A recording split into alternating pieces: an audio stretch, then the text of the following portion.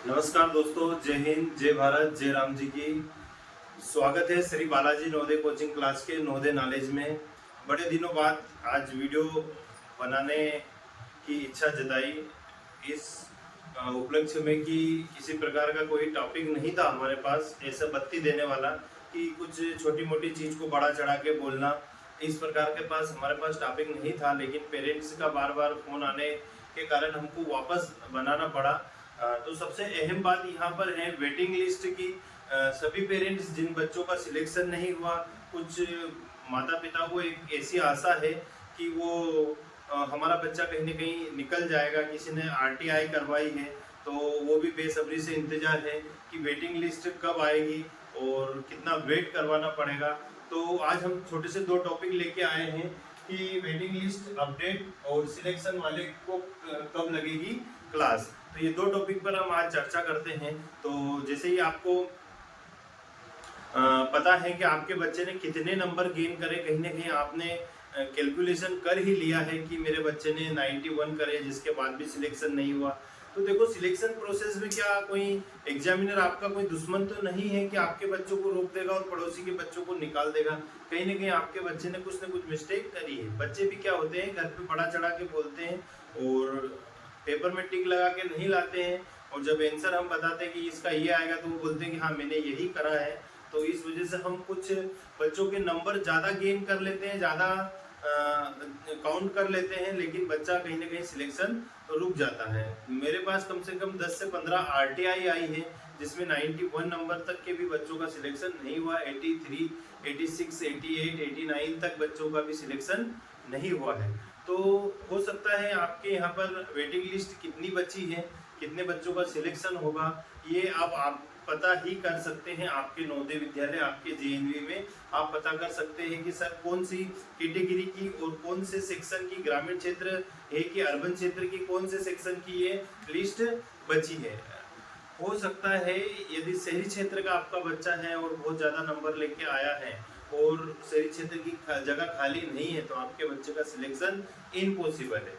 आप पता करें आपके बच्चों का कि शहरी क्षेत्र में कितनी सीट खाली है, ग्रामीण क्षेत्र में कितनी सीट खाली है और टोटल ओवरऑल कितनी खाली है और कौन कौन सी कैटेगरी की सीट खाली, ये आप पता कर सकते हैं आपके ही नवोदय विद्यालय में। यहाँ पर कोई भी यूट्यूबर चैनल नवोदय से संबंधित जो भी चैनल बना रहे हैं, जो भी इंफॉर्मेशन आपको प्रोवाइड करवा रहे हैं, वो आपको इंफॉर्मेशन देने में असमर्थ रहेगा, क्योंकि खुद के जिले का भी नहीं पता होता है, क्योंकि वहाँ के शिक्षक सारी चीज हिडन रखते हैं।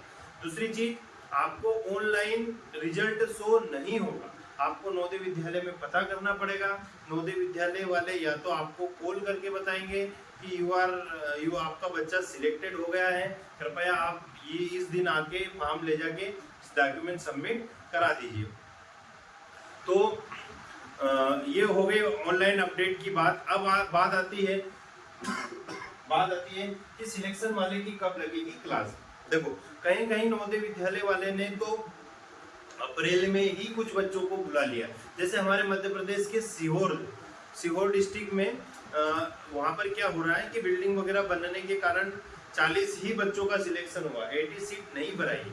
इसमें लिखा है, एक फॉर्म के अंदर गाइडलाइन के नीचे लिखा है कि नवोदय विद्यालय वाले, नवोदय समिति वाले उनके विवेक के कारण, उनकी परेशानी के कारण, उनकी समस्या के कारण सीट में घटोती बढ़ोतरी कर सकते हैं। 80 से ज़्यादा सीट नहीं रह सकते, लेकिन 80 से सीट कम कर सकते हैं, ये उनका अधिकार है, राइट्स है।